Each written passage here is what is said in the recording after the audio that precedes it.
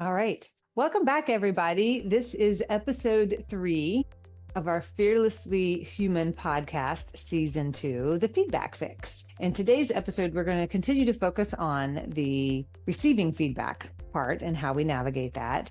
But in particular, this episode is really going to focus on the body before the brain. We're going to help you sort of recognize what and how your body is trying to communicate to you so that you can better regulate that and physical responses in real time.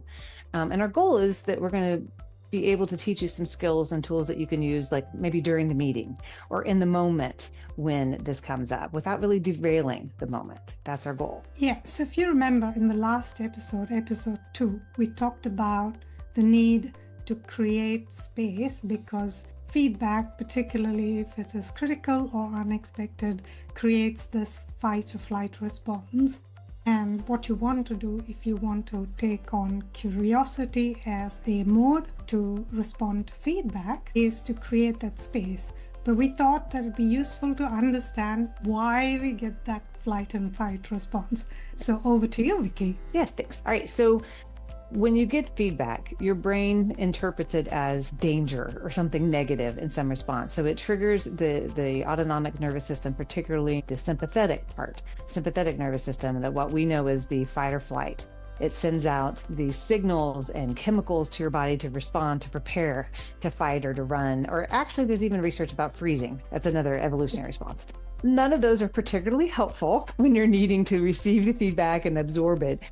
You're not really being chased by like a saber-toothed tiger or whatever. So what we're going to talk about today is actually how to help trigger the parasympathetic part of the nervous system, the sort of rest and relax or digest kind of part of your system. Why is that important, Vicky? Like, why is it important to trigger another part of your brain? What is that doing to the... Yeah. Great question, actually. Thanks. What it's doing is it's going to enable you, when you can start to slow down your heart rate, your breathing, those other things, it'll allow your brain to start to absorb the information, to be able to process it and to think things through differently. In addition to actually help you retrieve information that's already in there. You have a hard time doing the retrieval or learning new information or getting the information out when you're in that fight or flight. So we trigger the parasympathetic nervous system to bring things back down. So your normal brain goes back to what we refer to as homeostasis, or like normal kind of mode, or closer to it. And so that's what we're going to work on a little bit today. Okay, so what does that look like? So we know when it gets triggered, the things that you look for in your body. And often these are things that people ask me to coach them how to control, because they know it looks like they are less in control. Things like your heart rate starts beating harder and faster and more intense. Your blood pressure goes up and you get changes in your breathing. You start either breathing super shallow or even sometimes hold your breath almost, especially if you're in that freeze phase. Or your face gets flushed, body temperature changes, you break out like a red kind of across here. Some people's hands get super red, or alternative, they go white. And you go white because it pulls the blood supply to the major organs and to your big muscles to start running when we don't need that anymore. So these changes in temperature, and you start sweating. Some people go icy cold. We've all sort of joked about, if you have to go do something stressful, make sure you remember to bring some extra deodorant, like those kind of things, right? So all of that is your body sending you signals too. Certainly is what it's happening to prepare and to protect you, but it's a signal that you can start to utilize and understand better. Can some of these signals be not so obvious? I would like to think most people can't see the change in your heart rate, although you can, but they aren't necessarily so obvious. And there's muscle tightening, jaw tightening that kind of happens, that if you're doing a good scan of your body, you can pick up on. But I don't know that the rest of the world necessarily sees. Some of the flushing of face and skin, like that, is fairly noticeable. But a lot of it's taking place sort of mostly internally. And you feel it. Yeah. So in some ways you have to be prepared for it, which is basically why we're doing this series, is because we need to be prepared in a way that it can help us absorb the feedback that's being given as information, so we can process it rather than feeling that it's a threat. Absolutely. Correct. Absolutely.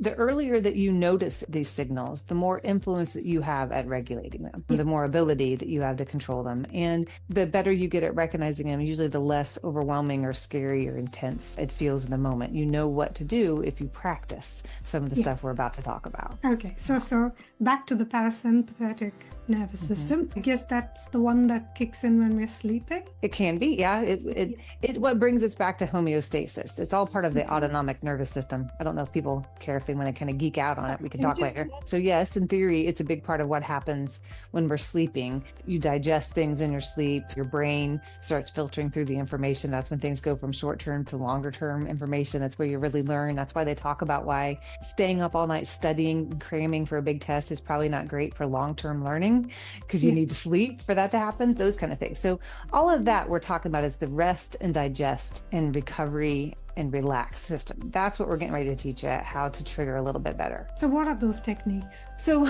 probably the two biggest ones that I want people to kind of hold on to, because I think you can do these in the moment, and we're going to talk here in a little bit about practicing them, but is our breathing techniques. Like I was talking about before, when you get kind of amped up, you're not really breathing very well. You breathe pretty shallow where you're holding your breath. And it could lead to hyperventilating if you continue to do that. But one of the most significant techniques is the idea of a really good deep breath and a long exhale. That's the most important part of a lot of the meditative and breathing techniques, is focusing on the exhale. And I'll show you here in a second a way to do it. And I'm going to present it a little more dramatically so you can understand it, but you don't need to be this dramatic when you're doing it in real life. You can practice breathing all day long, it turns out. So there's a reason that professional athletes spend massive amounts of time learning appropriate breath work. That singers do, because you need to be able to build up these capacities. One of the things I want to teach people about taking a good breath, you do have to pay attention to take a breath, a deep one if you can. You actually may find you can't take a very good deep breath because you've actually been holding your breath, but that's okay. That's okay. So take a deep breath, you hold it for just a second. You don't hold it for long at all. And then you exhale pretty hard all the way out your mouth if you can, really almost to the point of discomfort. And then you take like a normal breath again. And at that point, the reason the exhale is pretty important is because it then allows you to take a normal full breath after that. So the exhale is calming. It even does a little bit of vibrating on that vagus nerve, which is the nerve that triggers most of the parasympathetic systems. Now that's a little dramatic in a meeting when someone's just like asked you a tough question or giving you some tough feedback. You may not want to draw that much attention to it, but it's something more like, and usually a little head nod so people think you're engaged. That's a little behavior that we can do a little bit. Okay, like I'm listening, I gotcha. Even if in your head you're like, I can't think, I can't. Really exhale. Take like a normal breath. And usually a couple of those, if you've got some time and some space to do that, are really pretty effective. It's the most effective part of the breathing technique is the exhale. In particular, like when you're sitting down, because it's more like grounding, it's like bringing you back to the moment. Pay attention to your posture. If you can, get your feet flat on the ground. And pay attention to, are you tightening up your arms, your muscles? If you can, hold your hands in sort of a soft sort of pose, preferably like put them on your knees, gently on your knees or gently on the table, not like gripping the table, but sort of notice this quick scan of your body and try to relax a little bit of the parts of the body that you feel like you can control in the moment. It's helpful depending on how you do it. It can also be helpful to kind of lean in a little bit, but you have to be careful that it doesn't look like aggression, like you're charging at them. But otherwise, feet on the ground, hands either on the table or sort of lightly on the top of your legs, and sort of an open posture. Also, not only does that signal something better to the folks in the room you're around, but also it triggers your body to know that this is an open stance, which triggers that part of your brain to think, I must not be getting prepared to fight. The tightness is the internal instinct for your brain to think that here we go, game on, and we need to bring that kind of back down. So those are two quick things. What I've taken in so far is that the body is providing some data, you are using it, and you're using it to create a reset, to prepare for information. Well said. And now I want us to talk really quick about where to practice this, because we get better at this the more practice that we do. And it's easier to utilize this when you actually need it, when you've got some history with practicing it. sort of a little bit like what we call muscle memory. Before you do that, Vicky, for those who are listening, if you're finding this useful, please do remember to subscribe and share. Thank you. So I'd like for us to talk really quick about a couple of ways that we can practice and find this in places in your life. It's helpful to practice this when you're a little bit triggered. So maybe like you've been driving to work and somebody just like cut you off, or you had to do a defensive move or something. I guarantee your heart rate up, that sympathetic nervous system is kicked in. Scan the body, feel it. Don't grip the steering wheel quite so tight. Hold on, loosen your grip, relax the muscles if you can. Your feet can't quite be flat on the ground because they're supposed to be on the gas or the other, but otherwise you can practice some of those pieces. The breath is sort of bringing it down. Maybe noticing when you're getting ready, if you're a student getting ready for an exam. Maybe you're giving a presentation and your heart rate is up and you can tell you sort of escalated that a little bit. Maybe you're having a difficult conversation with your partner. And any of these opportunities, you trigger at least partially the sympathetic nervous system. So it's helpful to be able to look for opportunities to kind of practice it. And what does that feel like? How hard is it to do? And again, the more we do it, the better we are at it. And the earlier we catch these signals that our body is communicating, the better shot we have at influencing them and sort of down-regulating that intensity. That sounds like a really neat summary of what we need to do in terms of preparing our bodies. We're nearly at the end of the episode. Is there anything else that we should be considering? There's one thing I would like to be able to kind of teach people, and I'm aware that you probably can't do this in the moment in the meeting because it might be a little weird and derail it. But there's other things that you can do that trigger that vagus nerve to start calming some things down. And a lot of you probably are familiar with one of the techniques is like humming, singing too, but humming in particular. If you're familiar with like in yoga where you do a certain stance and you say the word om and hold it for a long period of time, that kind of is like a humming. It's vibrating that vagal nerve. So that is something that is helpful, but you can't start humming or singing terribly easy. But one of the other things that you can also do is touching with the tips of your fingers, touching the lips, touching your lips. Are both very, very sensitive parts of your body, lots of nerve endings. That can help a little bit too. But overall, it's a little bit like a teddy bear. Like a little bit, like it's bringing you back to the here and now. It's actually triggering your prefrontal cortex to make you kind of come back to now instead of the danger mode that you were in. So those are some quick little things. But overall, learning to. For example, I had put on my laptop a sticker that said smile, breathe, and both helped me because the smile kind of, although you're faking the smile, it somehow sends a signal that you're okay. And then the breathing part, obviously, what you walked us through just now. Yeah. And so the only other thing that maybe might be helpful is one more piece about how to ask for a space to have a few seconds. If we've got some time for that, I'd like to add that in.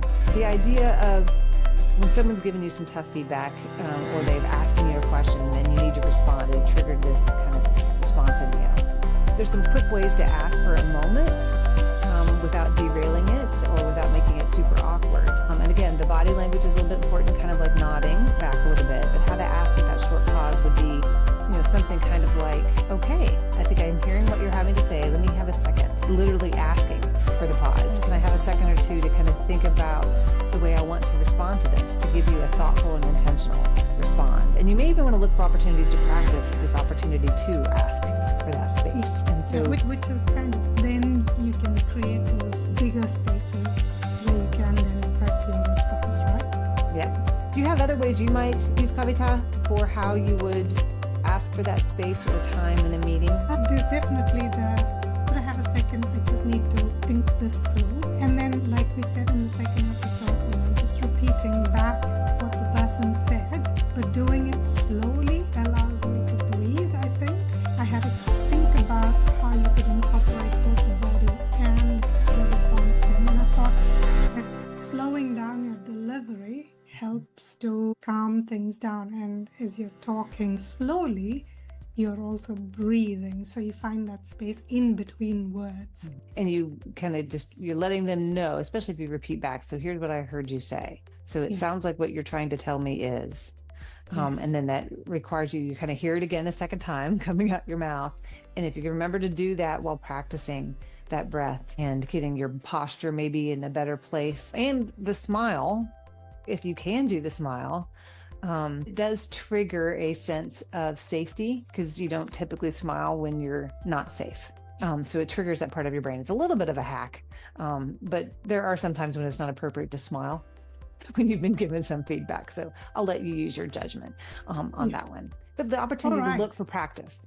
Look for practice times. So I am Dr. Vicky Dalton out of Indianapolis, US of A. I'm Kavita Khanna, all the way from New Zealand, absolutely the other part of the world. And today you were listening to the Fearlessly Human podcast and our second season, Feedback Fix. What's coming up next, Vicky? Episode 4 will be starting to process the feedback that you were given, trying to decide, do you want to adopt the feedback, listen to what they have to say, test it out, figure out if it's something you want to keep, or is it something you're going to toss? Or as you say in New Zealand, toss it in the bin.